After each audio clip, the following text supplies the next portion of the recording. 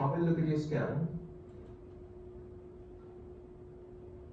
Okay, so it's a pretty lengthy video, but it tells you in detail exactly what we're calculating and looking for when we're doing, administering the NIH stroke scale to the patient assessment, the presentation, and the corresponding score.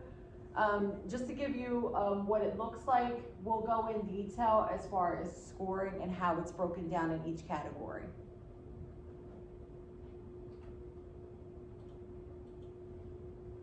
Okay, so the first thing we are looking for is level of consciousness. It is scored from 0 to 3. There's 3 different parts. There's of level of consciousness. One is asking a patient or how they're presenting, if they're awake, if they're asleep, and how they are aroused. So 0 would be alert, eyes are open, they're responding to you immediately. Number 2 requires repeated stimulation if you have to touch the patient to wake them up, or if you have to call their name in order to wake up, that would be a 2. And 3 is unresponsive. No arousal, even with stimulation. Level of consciousness questions. We usually ask the patient's name. We usually ask them the month, the current month, the age, and sometimes we'll ask the year. So if they get both those questions or all questions correct, it's a 0. If they get one question correct, it's a 1. And if they get neither question correct, it is a 2.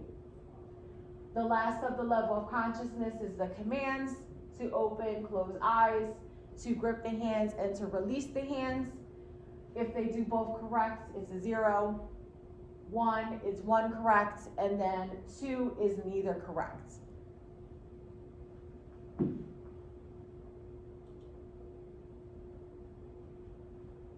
Next, we are testing for gaze.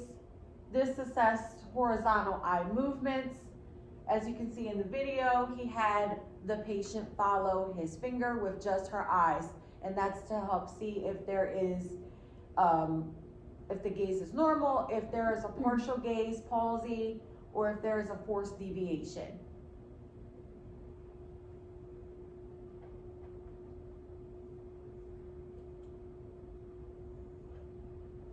So for visual fields, this is to check for hymenopia or blindness, assess the patient's vision in all 4 quadrants. And the corresponding scores for that is if there is no visual loss and they're able to see in all 4 quadrants or peripheral fields, it is a 0. If they are only able to see 2 out of the 4, it's partial. If they're only able to see one side, it is considered complete. And then if they can't see it all, it is a 3, which is bilateral blindness.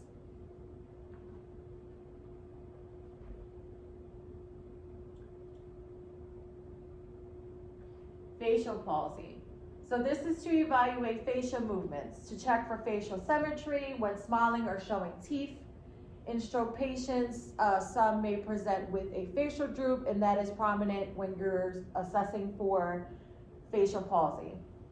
So you'll ask the patient to give a bright smile, show their teeth, and that way, that is how you assess if they have either a left-sided or a right-sided facial droop. And the corresponding scores with that is if it's normal, the face is symmetric, it is a 0. Minor is a very slight facial droop, that would be a score of 1. If there is a more prominent droop, it's partial. And then if it's completely drooping, like a significant droop, it is a 3.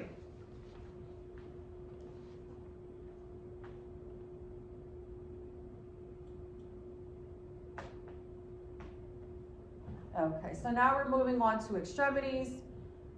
To test for arm strength, we test left and right arms separately for drift over 10 seconds. So how we do that is we ask the patient to lift their arm tell them to close their eye and have them hold it for about 5 seconds to 10 seconds to see if their arm stays in place, if it drifts, if they can't pick it up, or if there is no effort and no movement.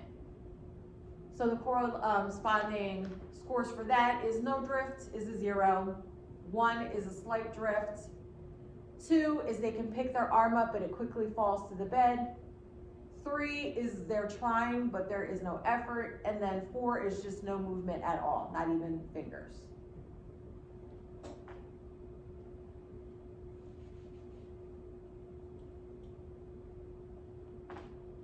Moving on to legs, again the same, we test left and right legs separately.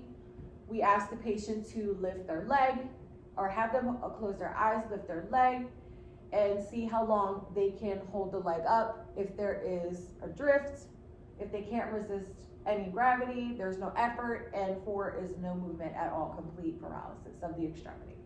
So 0 for no drift, 1 for drift, 2 for can't resist gravity, which they pick it up and it immediately falls to the bed. No effort is they're trying and they just can't get that leg up, and 0 is complete paralysis of the extremity.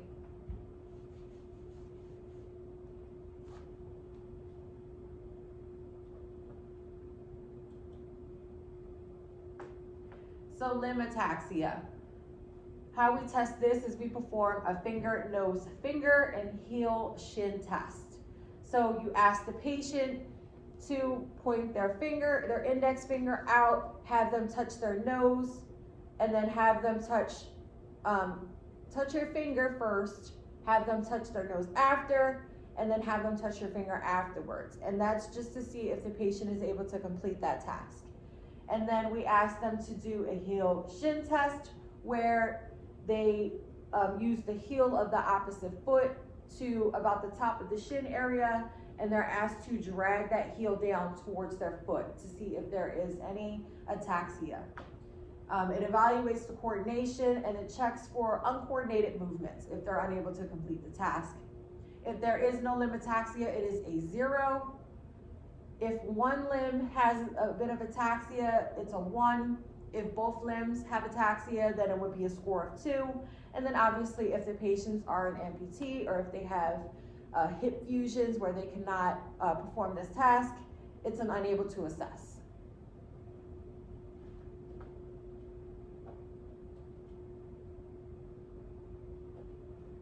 So sensory. How we test sensory is we use the pinprick sensation test on the face, arms, trunk, and legs. And in the video you saw he used a small needle. One side was blunt, one side was the actual sharp needle. So we asked the patients if it is blunt or if it is sharp on each extremity. And if they can complete all 4 extremities and they're able to feel the sensation correctly, it is normal. If they have mild to moderate loss, if they got maybe 1 or 2 wrong, it's a 1. And if they are completely incorrect with the sensation, it is a 2, which is a severe to total loss of sensation.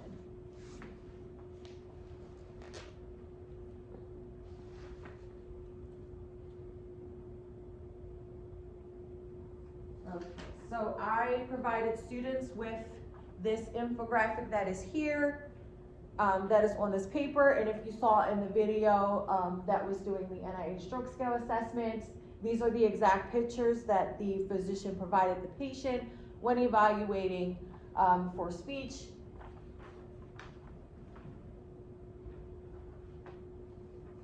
So it assesses the language skills by asking the patient to describe the pictures, name the objects, and read the sentences. So if they have no aphasia, it's a 0. Mild to moderate aphasia, they get 1 or 2 wrong, is a 1. Severe aphasia is when they can they cannot describe the picture or descriptions or name the objects. It's a 2, which is severe aphasia. And if they are nonverbal, that is considered globally aphasic. And that is a 3.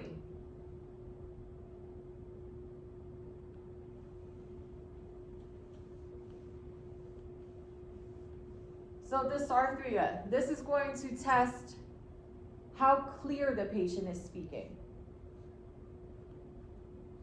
In your paper that I also gave you on the side here is the 2 ways that they test for dysarthria. They have the patient say the words out loud, and that is how they test the clarity of the speech. So you know how, down to earth. I got home from work. Near the table in the dining room, they heard him speak on the radio last night. And then we move on to having them say these words: mama, tip top, 50-50, thanks, huckleberry, and baseball player. If the patient can say those sentences and the names correctly, it is normal. Mild to moderate is if they get 1 or 2 lines incorrect. Severe is if they get all of the answers wrong or majority of them wrong, that is a 2. And if the patient is unresponsive, whether they're intubated or they're just not arousable, it is an unable to assess.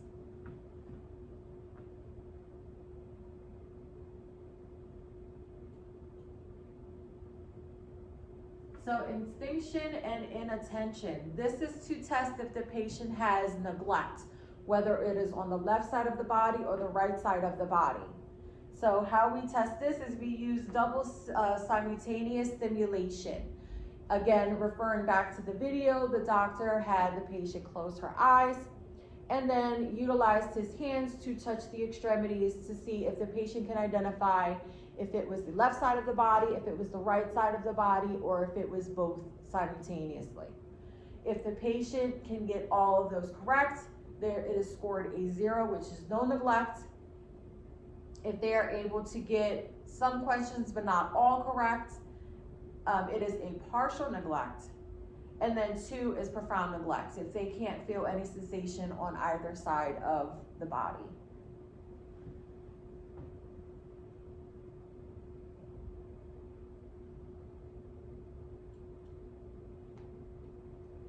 So scoring and interpretation.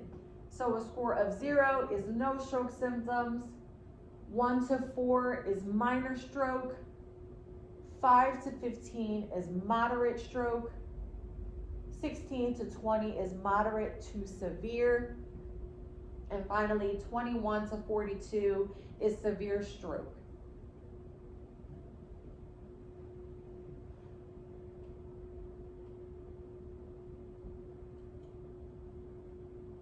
So some tips when you are providing your assessments to your patient. Some things to think about is just to use consistent language and commands. Allow time for patients to respond. Sometimes they have a slow response time. Just give them a little bit of time to answer the questions and then base it off of their first response. Documenting findings clearly. And then communicate results promptly. If there is an acute change in the patient's score, whether it is the previous nurse's score versus your score, or whether it is the beginning of your shift or the end of your shift, if you notice a difference, it is extremely important to report these immediately.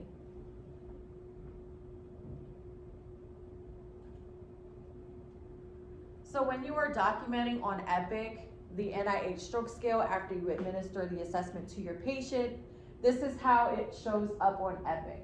So prior to even getting to this, there is a little cascade that you have to select, which will allow you to input all the responses that you got from your patient. And then towards the end, it allows you to calculate the total stroke scale. And that's how you would base if the patient assessment is the same or if there is an acute change that needs attention.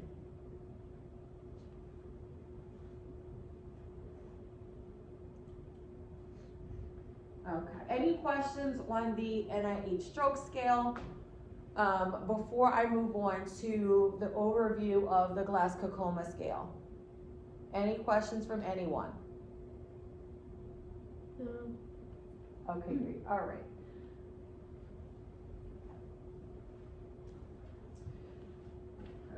So I also gave you that infographic, which is shown here on the screen. And this is each category, how it's broken down for the Glasgow-Coma scale. So I'm going to show a small clip on YouTube about the scale and how it's calculated.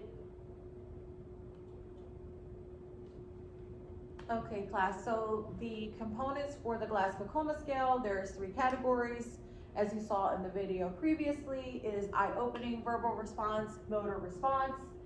How you tally the score is you're going to add each category together, and then your scores are going to range from 3, which is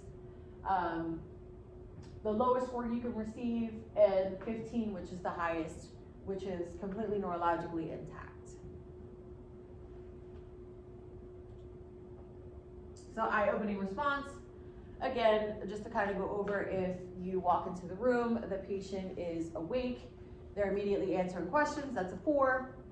If they are asleep, and you have to, call their name or give them a slight gentle nudge to wake up, that is a 3.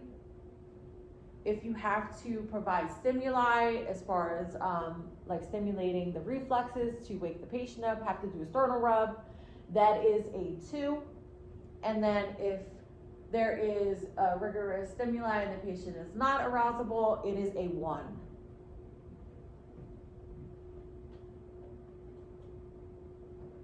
So verbal response, when you're asking the patient the orientation questions, if they're completely oriented, they get all the answers correct, it's a 5. If there is some confusion with maybe 1 or 2 of the answers, that is a 4. Inappropriate words is if you ask them the month and they say blue, or if you're asking, for example, their age and they say they're 10 and they're really 75, they would get a score of 3. Incomprehensible sounds, just think of a baby. If you're talking to them and they kind of like babble, that is considered a 2, and then no verbal response is a 1.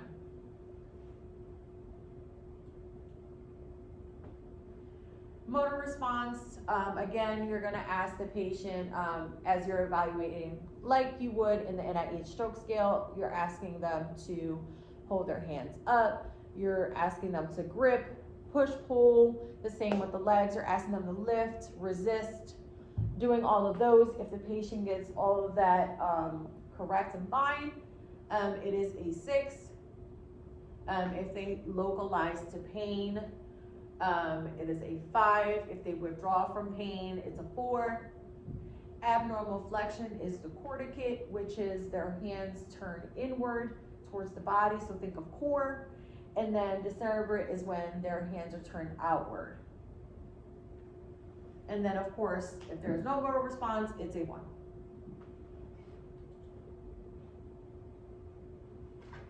So again, I know this is definitely repetitive, but it is just to ensure that you get a general understanding of how it is scored and basically what the indication for those scores are. So if a patient gets a score of 3, that's indication of a deep coma or death, and the maximum score of 15 is fully alert, and obviously scores in between, it depends on what they present with.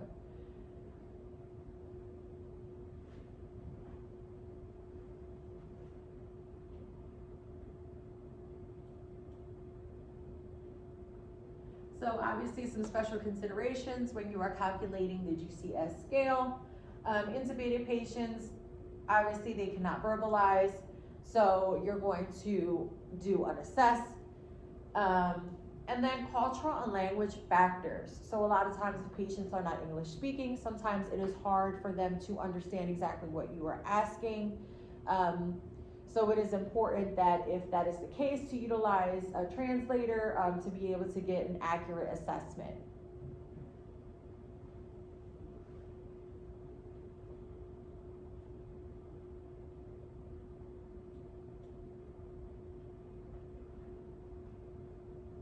So some limitations, again, with the intubated or sedated patients, there's no way to assess those patients as far as, all the responses. And it doesn't assess brainstem reflexes or cognitive function. And then it also may require adjunct tools, some other assessment scales to be able to kind of verify the findings of the GCS scale.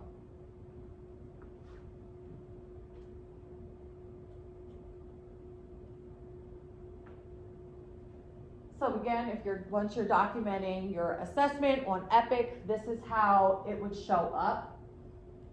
So here you have motor response, and then obviously you're going to score it from a 5 to a 0 for each extremity, and then for cognitive level, consciousness, orientation, you would apply that there. Again, it calculates automatically for you, so that way if there is an acute change in your patient, you will be able to identify it by looking at your flow sheet and comparing assessments from either previous shifts or beginning of shift towards the end of your shift.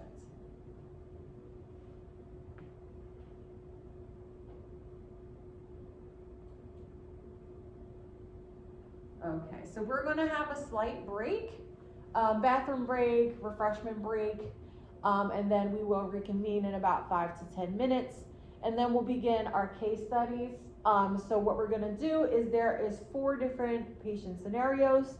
I'm gonna split the groups up into 4, and then each of you will be given a patient, and the patient will have their presentation as far as their neurological assessment, and then you're going to calculate the NIH stroke scale and the GCS stroke scale. And once you are all finished with that, we'll reconvene and go over it together as a class. All right, enjoy your break, guys. We will reconvene in about 5 to 10 minutes. Back and beverage break. Now we're going to move on to the case study portion, of course. And here is where I'll give you patient scenarios, I'll give you patient presentation, and we'll apply the NIH scoring criteria, and then we'll also determine their Glasgow-Coma scale score based on responses and presentation of the patient. So what I'm going to do is we're going to go over one case study together, and then we'll break out into groups of 4.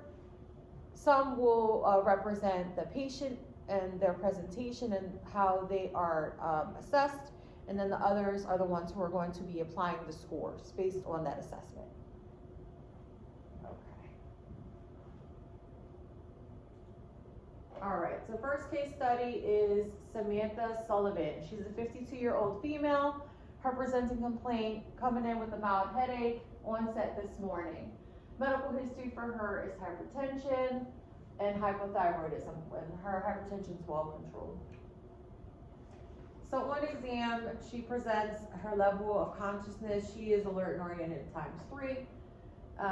Her eyes she has normal gaze. She has all full visual fields. For facial symmetry, she is symmetric. Motor strength, she's equal in all 4 extremities. For coordination, she has no drift. She's got a smooth finger to nose and heel to shin test. Sensory, she's intact to light touch and pin prick bilaterally. Speech is clear and fluent, no dysarthria or aphasia, and she has no neglect or extinction noted on her exam. So based off of those exam findings, just take a moment to look through your handout that I gave you that has the calculations of the GCS score and the NIH score, and take a second to figure out what the scores for each of those would be.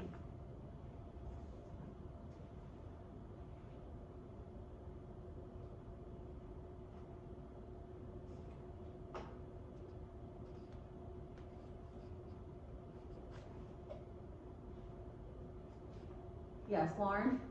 It would be 0. She has no deficit, so she wouldn't score any points on there. And what about her GCS calculation? She would be 15 because she's opening her eyes spontaneously. She's appropriately oriented, and she is obeying commands. Awesome. So those are both correct in the scores. Here's the calculations and the breakdown of each category and how she scored, which is correct. She scored a 0 for a normal exam, and her GCS calculation, each category, how she responded, and then her total score, which was a 15. So the next 2 case studies, like I said, we're going to break out into groups. We're going to do a little role play. One plays the patient, one plays the scorer, and then we'll reconvene and go over what scores you got and how you were able to come up with that score.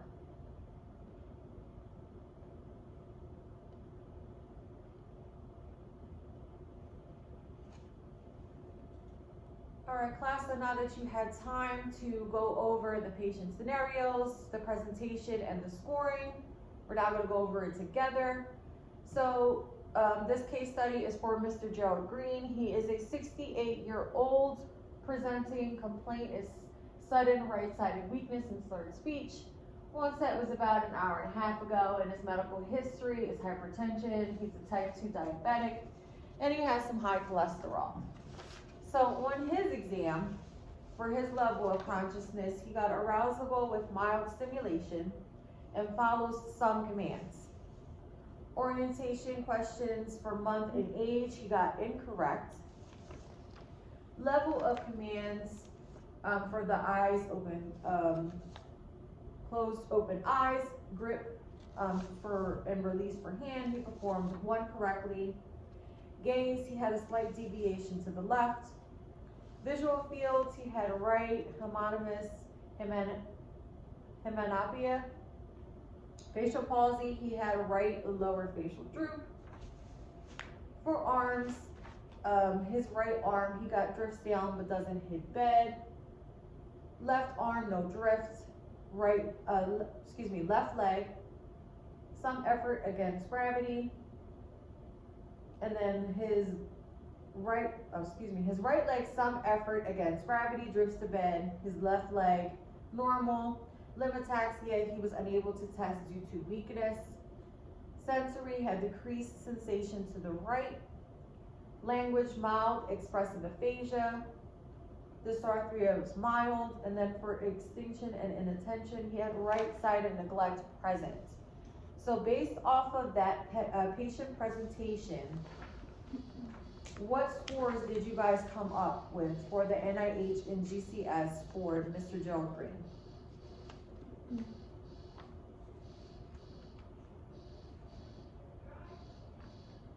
Ready? Yes. Alright.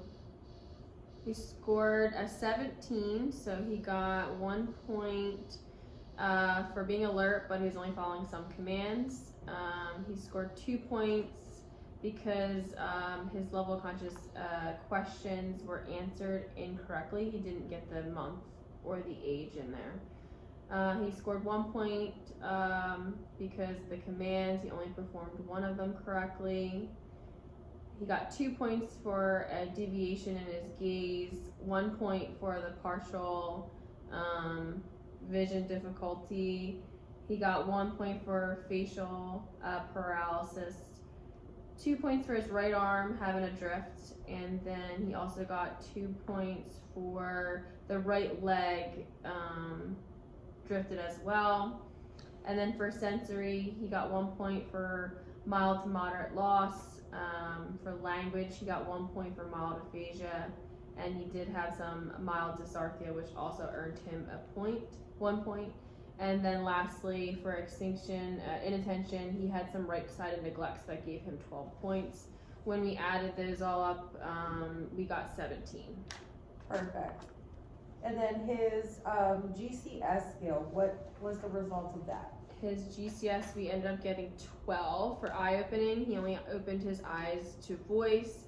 Verbally, he was confused with his conversation, so he got only 4 points for that. And then motor response, he was just localizing for pain. So that was 5, and then we added it up to get 12. Perfect. Great job. So in doing that, it'll all come with practice as far as patient presentation and calculation, but that was a great job, and all the answers were answered correctly. All right, class, so now that we went over one together on how to calculate the GCS and the NIH stroke scale together, and then you did one separately, which you did extremely well. In conclusion, and wrapping up this whole presentation, the NIH scale is essential for stroke assessment. Practice ensures accurate scoring, so practice makes perfect. Integrates with broader stroke scale protocols. The GCS is a quick, reliable, and widely used assessment for patients. Always assess systematically. Important in initial assessment and monitoring trends. That is a huge one, especially in patients that have strokes. symptoms, onset of new symptoms can happen instantly. So it is important to monitor trends to see if there is an acute change, whether it's in patient orientation or it is arousability, whatever the case may be. Just make sure to act promptly if you do find those findings. So again, that is just a course wrap up. I thank you guys so much for your time and your attention in learning and implementing the NIH and GCS scale.